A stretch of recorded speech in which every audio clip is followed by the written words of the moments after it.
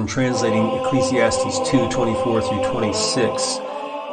That was today, actually. And I just wanted to share it with you here. I don't find it in any of the translations, and yet it's clearly there in the text. So I want to go ahead and show you. It's up on the website already. In the last video I made, I showed how to use our website, therootedword.com. So get on over there. You're going to see it again in this video. I'm not going to show how to use it again, but we're going to use it. And you'll see the translation of Ecclesiastes 2 there. I also want to show you what it looks like in the King James and how confusing their rendering of Ecclesiastes is. I've read Ecclesiastes as a devotional book while I was at one job many years ago. And on my breaks, I would read in Ecclesiastes. It's a book about work. That's really what it's about. So it was inspiring to read at work. But I was reading the NIV version at that time, which was very easy to read and understand. But the NIV is extremely inaccurate from the original text. So it's almost like you're not reading the Bible. I mean, you're getting a very, very, very watered down version of the Bible. What can I compare it with? It'd be like drinking Kool-Aid and expecting to get the benefits of fruit. You know, I mean, there's no fruit in it. You know, it's just sugar and water. It's got some artificial flavorings that aren't even from fruit. So that's what it's like. Let's go ahead and have a look at the King James first here, and then we'll go to the rooted word. So why isn't it up? Let's go to Xiphos. There we are. All right, so here's the King James. It says, "There is nothing better for a man than that he should eat and drink, and that he should make his soul enjoy good in his labor. This also I saw that it was from the hand of God." Okay.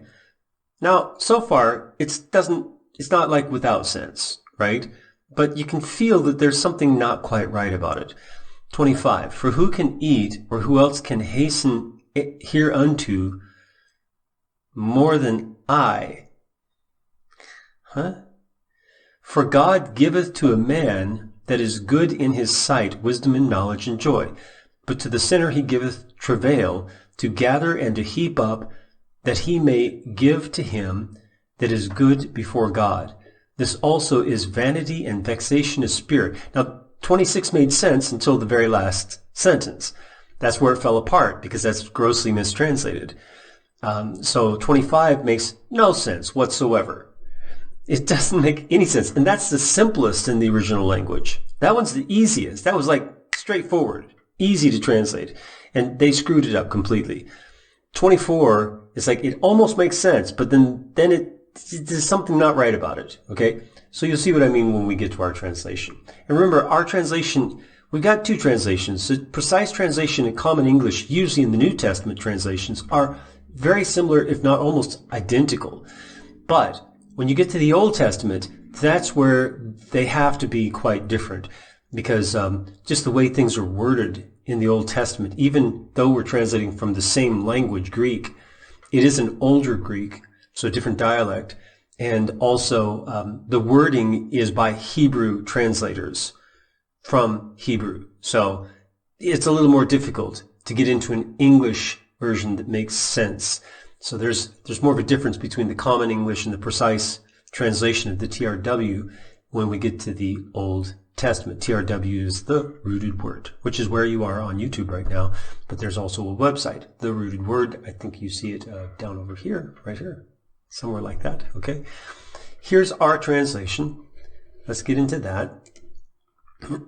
That is in, I closed it. I have to open. So here we are at the rooted word, and you can see it's already here on the website. So we're going to go ahead and open it up. And again, like I said, we've got the precise and we have the common English. Now look down here, even the beginning, very few words is they are completely different. Not is it good in a human being. This is worrying about what you will eat. And you go, hold on, are these the same passages? Right? Well, yes, they are. Because in this case, we have to shift clauses around quite a bit. Because in the from the Greek, you've got a lot of times the clauses are shifted to shift the emphasis in the sentence, which we used to do in Old English. So the King James can still do that. And we can get away with it sometimes if we use a lot of commas, right? And people are gracious about it, reading it.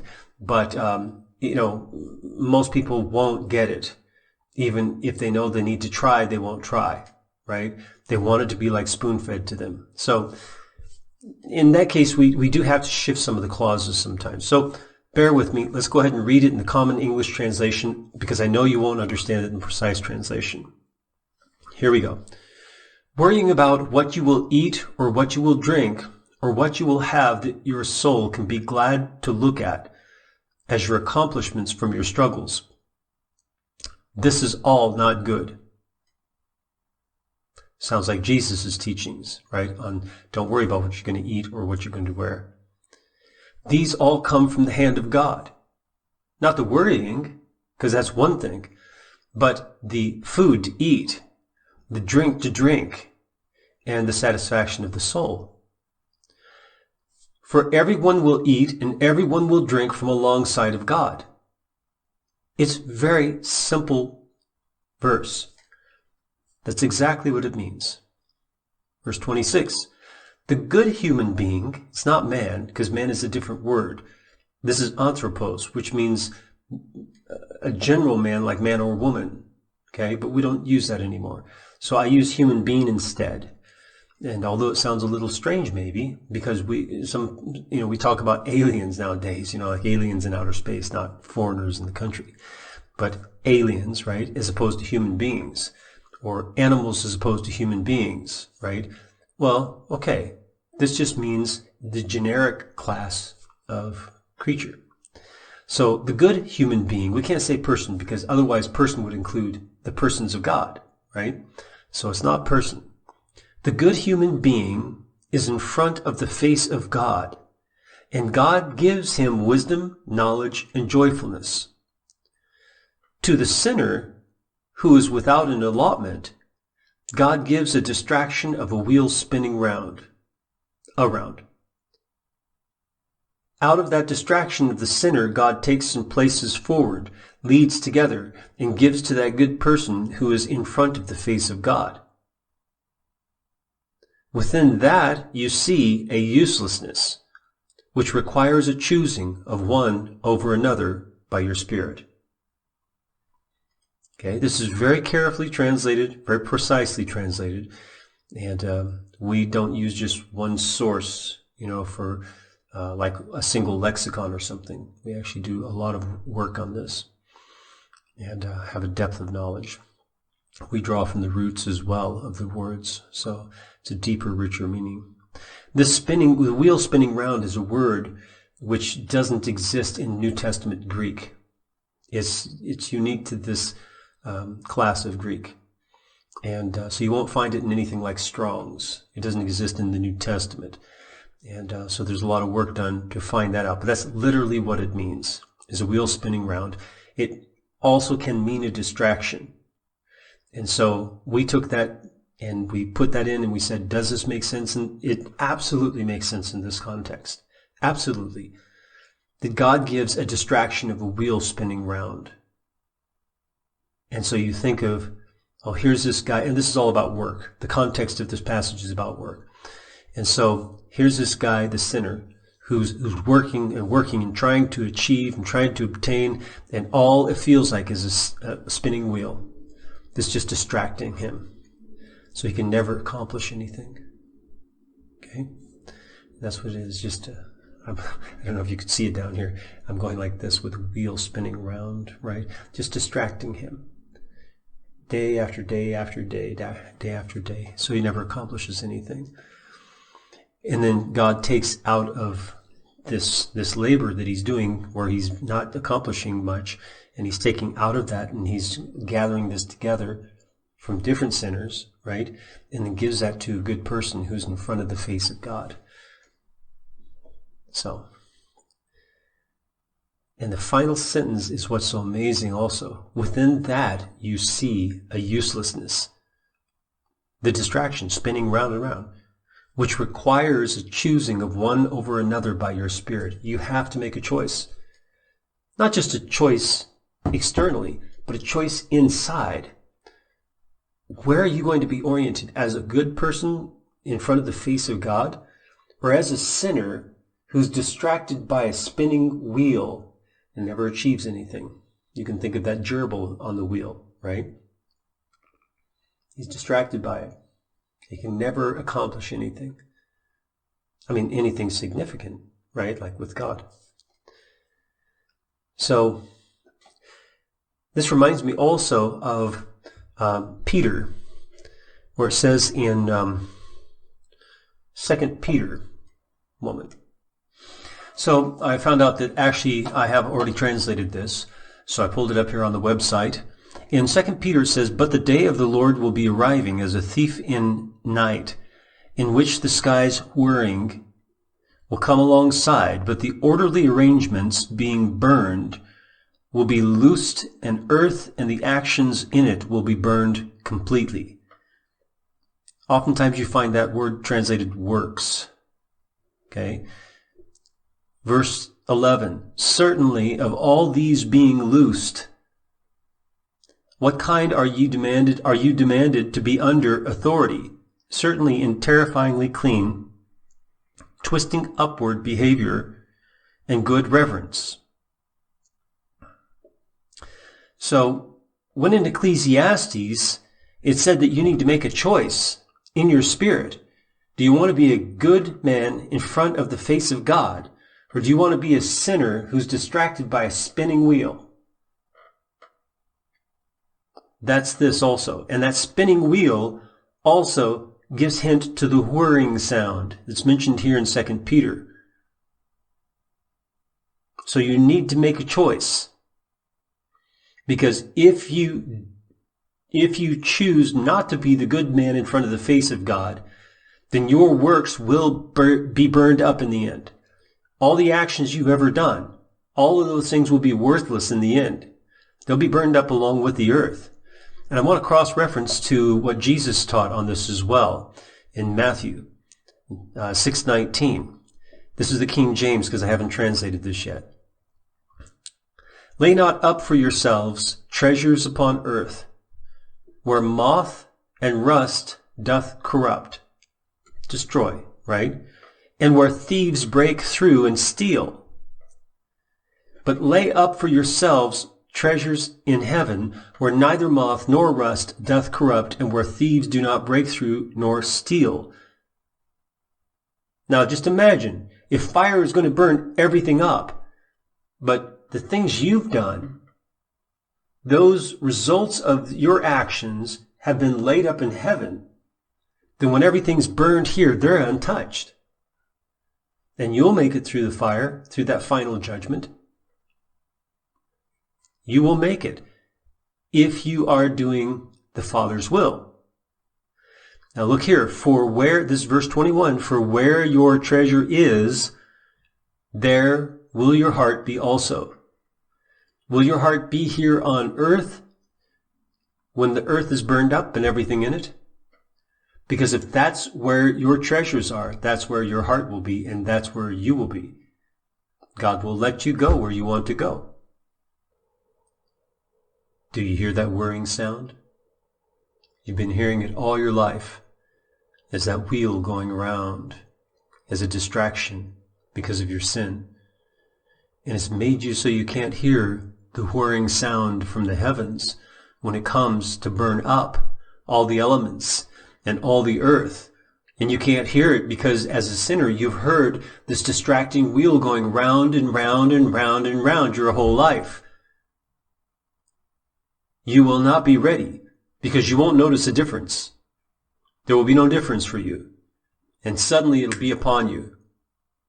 And that's it. But if your treasures are stored up in heaven, your heart is in heaven, Jesus says. Where your treasure is, there will your heart be also. You will follow your treasure. If you laid it up here on earth, you're going to follow it, and you're going to try to protect it from the fire, and nothing will protect it from the fire. Nothing. That fire will burn all the way down to the elemental things in the universe. Nothing will be spared. You need to store your treasures up in heaven. Let's go back to Ecclesiastes and look at that once more, since we've covered these very well. So here, worrying about what you will eat or what you will drink or what you will have that your soul can be glad to look at as your accomplishments from your struggles. This is all not good. If you're a good man, it's not for you. Because this is all not good. These all come from the hand of God. Recognizing that these things come from the hand of God. You don't have to worry about it. You have to just do. Do your work. Let God take care of it. For everyone will eat and everyone will drink from alongside of God. It says everyone. It doesn't say just the good man. It says everyone will. The difference between the good man and the wicked man is that the wicked man worries about it even though God is going to provide for him too. Which means he doesn't trust God. He doesn't trust God is good or that God can provide or that God will provide. But the good man does. That's the only difference there because they both are provided for by God. The good human being is in front of the face of God, and God gives him wisdom, knowledge, and joyfulness. Wow. He gives him wisdom, which is useful, right? Knowledge, so he understands what's going on, and joyfulness. Not bitterness, not criticizing all the time, but joyfulness, even when things are bad. To the sinner who is without an allotment, meaning without an allotment in the kingdom of God, because that's what sin means. To the sinner who is without an allotment, God gives a distraction of a wheel spinning around. Out of that distraction of the sinner, God takes and places forward, leads together, and gives to that good person who is in front of the face of God, the one who trusts God, trusts he is good, knows he provides. Within that, you see a uselessness which requires a choosing of one over another by your spirit. You can't live in both those worlds.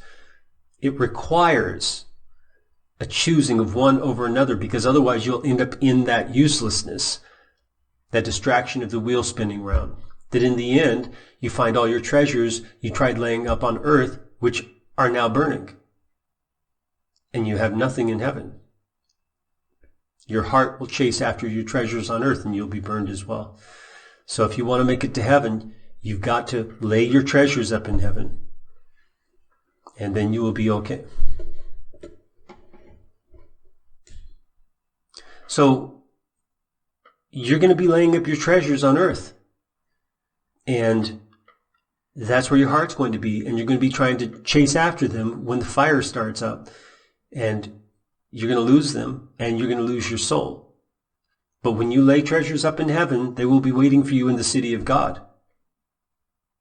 And that's where your heart will be, with God. May the Lord bless you as you seek him with all your heart. Remember to subscribe down below, and like the video and share it on your Facebook and other social media. And then make a comment, whether a question or a comment. We read all of them. And we try to respond to all. Get on over to our website, The Rooted Word, and start reading the translation and also the articles we've posted. It's at therootedword.com, therootedword.com. And may the Lord bless you as you seek him with all your heart.